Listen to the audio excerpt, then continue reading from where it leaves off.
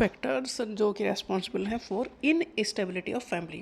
Family में अब stability नहीं रही है, फैमिलियाँ टूट रही हैं, लोग साथ नहीं रह रहे हैं। तो ऐसा क्या रीज़न हो गया, कैसी क्या वजह हो गई? पहली बात, जो सोशल वैल्यू है वो चेंज हो गई हैं। इंडिविजुअलिज्म पे फोकस हो गया है, मतलब हमें इंसान अब खुद पे ज़्यादा ध्यान देता है और दूसरे की परवाह कम करता है। मतलब पहले अपनी परवाह करेगा, बाद में दूसरे के बारे में सोचेगा। तो ये है इंडिविजुअलिज्म, ये ज़्यादा है। And changing attitude toward marriage में वीकन फैमिली बॉन्ड, और मैरिज के साइड थोड़ा झुकाव कम हो गया है क्योंकि दिक्कतें थोड़ी ज़्यादा हो गई हैं।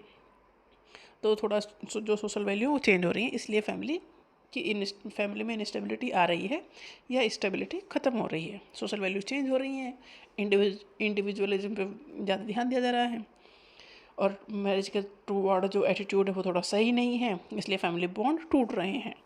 वर्क रिलेटेड प्रेशर है, जो हमारा काम है उससे रिलेटेड प्रेशर ज़्यादा है। लॉन्ग वर्किंग आवर हैं, जॉब का स्ट्रेस है।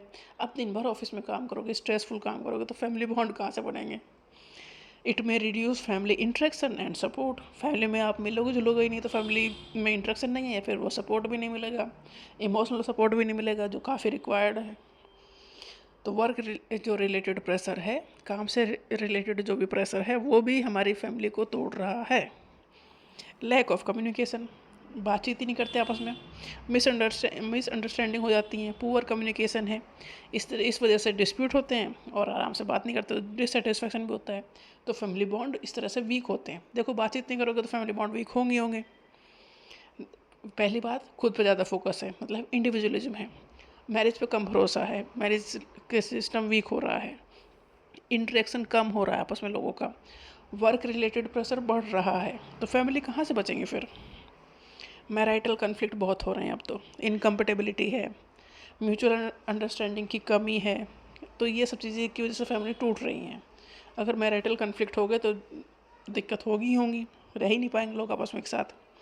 डोमेस्टिक वायलेंस भी है, एब्यूज़ भी हो रहा है। जहाँ मैरिटल कन्फ्लिक्ट है वहाँ डोमेस्टिक एब्यूज़ है, फिजिकल, इमोशनल या वर्बल लेवल पर। जिस कहाँ से फिर फैमिली के रिलेशनशिप ठीक रहेंगे? तो फैमिली टूटेंगी। ये डैमेज करता है क्या?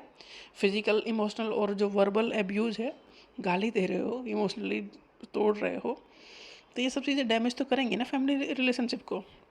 सेपरेशन हो गए, फिर डाइवोर्स हो गया, यही होगा फिर ऐसे रिश्तों में। अब ऐसा होने के बाद फैमिली स्ट्रक्चर तो टूटेंगे ही टूटेंगे। It can disturb family structure and relationship. Economic problems, unemployment है, पोवर्टी है, फाइनेंशियल स्ट्रेस है।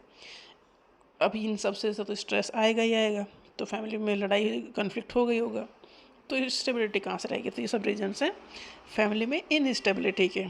कौन कौन से फैक्टर है जो कि रेस्पॉन्सिबल है इनस्टेबिलिटी की फैमिली में?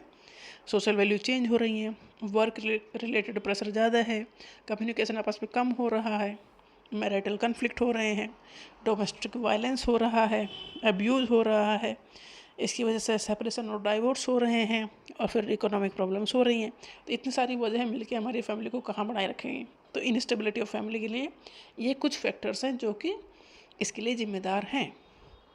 इन्हें करेक्ट करके फैमिली वैल्यू को ठीक किया जा सकता है, बट करेक्ट करना मुश्किल काम है।